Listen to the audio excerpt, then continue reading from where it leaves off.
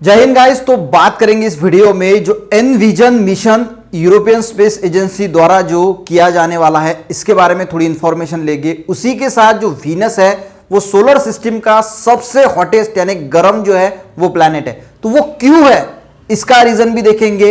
India जो है वो अपना मिशन वीनस पे कब भेजने वाला है, किस नाम से है, नासा कौन कौन से मिशन जो है वो भेजने वाला है, और इसी के साथ वहां पे लाइफ एग्जिस्ट करती है ऐसा साइंटिस्ट का क्यों मानना है, उनके पास इसका क्या प्रूफ है, इस सब के बारे में जो है वो इस वीडियो में गाइज हम डिस्कस करने वाले हैं। तो शॉर्टकट में देख लेते हैं कि जो ये एनविजन मिशन है जो वीनस पे होने वाला है, वीनस के लिए होने वाला है, यानी हम शुक्र ग्रह जिसे बोलते हैं उसका मिशन है बाय यूरोपियन स्पेस एजेंसी। अब देखिए ये जो यूरोपियन स्पेस एजेंसी है इनका जो ये एनविजन मिशन है ये एक्चुअल में लॉन्च किया जाएगा 2030 में। अब 2030 तक जो है इसकी इक्विपमेंट जो है वो बनेंगे, इसकी ट्रायल होगी, बहुत समय लगेगा, ठीक है। इसके लिए पर नॉलेज होना चाहिए। अगर आप एमपीएससी यूपीएससी करते हैं तो ये पूछा जा सकता है कि जो यूरोपियन स्पेस एजेंसी का 2030 में लॉन्च होने वाला मिशन जो है वो क्या है। तो इसके लिए एरियन 6 रॉकेट का जो है वो यूज किया जाएगा। लॉन्च जब होगा तो इस रॉकेट पे जो है वो लॉन्च होगा। अब देखिए इसे 15 मंथ यानी 15 महीने लगेंगे वीनस तक जो है वो पहुंचने के लिए, और ये एक ऑर्बिटर मिशन है। ऑर्बिटर मिशन यानी ये ऑर्बिट में जो है वो घूमेगा और वीनस की जो है वो स्टडी करेगा। मिशन में क्या होगा गाइस, ये जो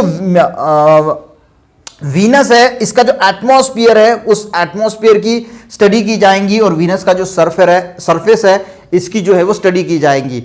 अब गाइस हम बात करते हैं, आपको ये थोड़ा बहुत जो है वो शॉर्टकट में समझ में आ गया होगा। बात करते हैं कि वीनस जो है वो सबसे हॉटेस्ट प्लैनेट क्यों है हमारी सोलर सिस्टम में। देखिए अगर हम गाइस बात करें, अगर मैं बात करूं ग्रीन हाउस गैसेस की, हमारी अर्थ की, देखिए अगर मैं गाइस हमारा अर्थ की अगर हम बात करें, अर्थ ये है हमारी अर्थ, तो अर्थ में जो है वो टेम्परेचर मेंटेन रहता है। देखिए यहां पे है सन, ये जो सन है इस सन से कुछ रेडिएशन यानी जो सूरज की किरणें हैं वो हमारी अर्थ पे आती है, पर अर्थ पे एक ग्रीन हाउस गैसेस बनी हुई है, ठीक है। ये जो ग्रीन हाउस गैसेस है इसकी वजह से जो है वो अर्थ का टेम्परेचर जो है वो मेंटेन रहता है।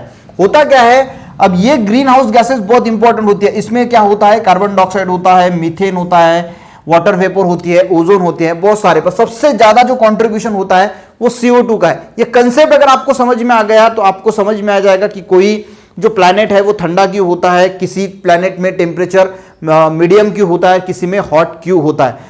तो देखिए अर्थ पे क्या होता है, जो सोलर की रेडिएशन जब आती है तो ये गाइस होती है शॉर्ट वेवलेंथ वाली, ठीक है, ये समझ लीजिए। देखिए जो शॉर्ट वेवलेंथ वाली रेडिएशन होती है वो लॉन्गेस्ट फ्रीक्वेंसी की होती है, यानी हाई फ्रीक्वेंसी की होती है। हाई फ्रीक्वेंसी यानी उसमें बहुत ज्यादा ताकत होती है। तो जब ये सन से अर्थ तक आती है तो इसकी ये शॉर्ट वेवलेंथ यानी हाई फ्रीक्वेंसी की होती है। हाई फ्रीक्वेंसी की वजह से ये जो ग्रीन हाउस गैसेस की जो लेयर है यहां पे, इसे तोड़ के जो है वो अर्थ पे चली आती है। अब ये मान के चलो कि यहां पे 100% जो है वो आ गई, ठीक है।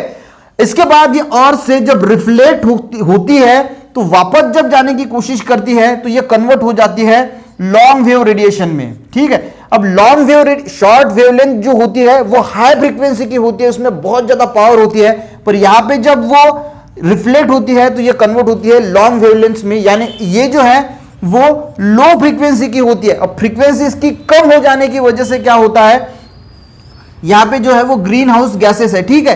तो यहां से आते वक्त हाई फ्रीक्वेंसी तो अंदर तो आ गई, पर लो फ्रीक्वेंसी की वजह से, और ये जो ग्रीन हाउस गैसेस है ये अब इसे जो है वो बाहर जाने नहीं देती, क्योंकि ये पहले हाई फ्रीक्वेंसी की वजह से अंदर तो आ गई, पर अब इसकी फ्रीक्वेंसी लो हो गई तो ये बाहर जा नहीं सकती इस ग्रीन हाउस गैसेस के।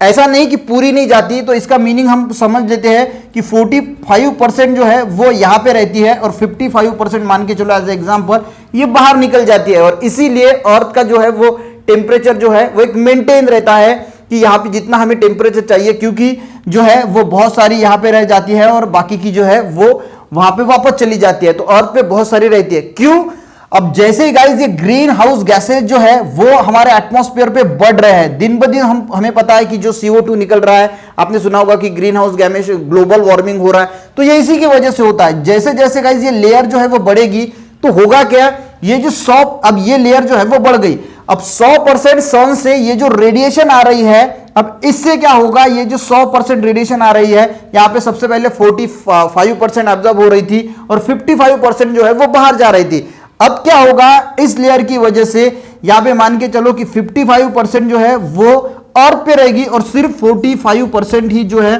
वो इस ग्रीन हाउस के बाहर जाएगी। तो हो क्या रहा है, ये जो रेडिएशन है ये हमारे अर्थ में जो है वो बाहर जा नहीं रही, इस ग्रीन हाउस के बाहर जो है वो जा नहीं रही है। तो ये टेम्परेचर जो है वो अर्थ का, एटमॉस्फेयर का दिन ब दिन इस ग्रीन हाउस गैसेस की वजह से जो है वो बढ़ रहा है। ठीक है, तो ये हो गया हमारे अर्थ पे। पर अब अगर हम गाइस बात करें वीनस की, हम यहां पे वीनस की बात कर रहे हैं, तो वीनस में ये जो ग्रीन हाउस गैसेस है यहां पे इनके बहुत ज्यादा क्लाउड है, क्योंकि वहां पे CO2 का और सल्फर का बहुत ज्यादा इमिशन होता है। तो इसकी वजह से ये जो यहां पे इनकी वीनस पे जो ये ग्रीन हाउस गैसेस की लेयर है ये बहुत ज्यादा होने की वजह से जो 100% यहां पे सूरज की किरणें वहां पे जाती है, तो ये क्या होती है, ये जब रिफ्लेक्ट होती है तो ये बहुत ज्यादा जो है वो जा नहीं परसेंट, सिर्फ 10 से 20% ही जो है वो यहां पे एटमॉस्फेयर से बाहर जा सकती है और 80% जो है वो वीनस के एटमॉस्फेयर में ही रहती है। और इसी वजह से वीनस जो है वो हमारे सोलर सिस्टम का सबसे हॉटेस्ट प्लैनेट जो है वो माना जाता है। इसके पीछे का कंसेप्ट जो है वो आपको शायद समझ में आ गया होगा। और इसी वजह से गाइस अब इनका जो मिशन है, तो ये जो एटमॉस्फेयर की भी जो स्टडी करेगा, तो यहाँ पे जो गैसेस है, CO2 है, सल्फर है, तो इन्हें भी जो है वो मॉनिटर करेगा कि, और इसके साथ जो इसका सरफेस है इसकी भी जो है वो स्टडी की जाएगी। गाइस अब बात करेंगे और कौन कौन से मिशन जो है वो होने वाले हैं। देखिए इससे पहले भी जो ये ESA है, यूरोपियन स्पेस एजेंसी, इन्होंने 2005 और 2014 में एक मिशन जो है वो वीनस एक्सप्रेस के नाम से जो है वो वीनस के लिए किया था। इसके बाद नासा भी जो है 2028-2030 में 2 मिशन जो है वो वीनस के लिए लॉन्च करने वाले हैं, जिसका नाम है, एक नाम है गाइस DVNC प्लस इसलिए है कि DVNC नाम का एक मिशन 1978 में पहले इन्होंने जो है वो लॉन्च किया था और इसीलिए इसको प्लस नाम दिया है, जो ये 2028-2030 में जो है वो लॉन्च करेंगे। और दूसरा है गाइस वेरिटास, ये 2 मिशन जो है वो नासा जो है वो लॉन्च करने वाली है और इसके लिए $5,000 मिलियन का जो फंड है इसने अलाउड किया है। ठीक है, इसके बाद अगर हम इंडिया की अगर बात करें तो इंडिया भी 2024 में India plan to launch new orbiter Shukrayaan, क्योंकि उसे शुक्र कहा जाता है, तो इंडिया भी जो है वो शुक्रयान जो है वो न्यू ऑर्बिटर जो है वीनस के लिए लॉन्च करने वाला है। अब गाइस हम बात करेंगे कि वहां पे जो लाइफ है उसके बारे में। गाइस अगर हम लाइफ की बात करें तो जो वीनस में देखिए 2020 में जो scientist detect the presence of phosphine, अब ये जो फॉस्फीन नाम का केमिकल है ये जो है वो साइंटिस्ट को उसके एटमॉस्फेयर में, वीनस के एटमॉस्फेयर में मिला। अब ये जो केमिकल है फॉस्फीन, ये सिर्फ जो है वो प्रोड्यूस होता है bye biological process, only biological process. ये जो है chemical produce only by biological process, यानी सिर्फ बायोलॉजिकल प्रोसेस से ही प्रोड्यूस होता है। बायोलॉजिकल प्रोसेस यानी किसी लिविंग जो है वो प्रोसेस से ये प्रोड्यूस होता है।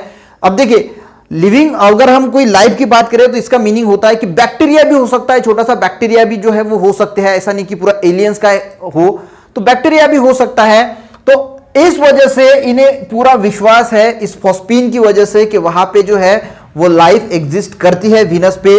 अब उनका ऐसा मानना है कि ये जो है वो बहुत हॉट होने की वजह से यहाँ पे जो थिक क्लाउड का जो कवर है, तो इसके टॉप मोस्ट पे जो है वो लाइफ एग्जिस्ट करती होगी। तो इस सारे चीजों के बारे में जो है वो फ्यूचर में गाइस रिसर्च जो वो होगी। अब आई होप गाइस कि आपको थोड़ा सा नॉलेज जरूर मिला होगा। मिलते हैं ऐसे किसी नेक्स्ट वीडियो में, तब तक के लिए जय हिंद।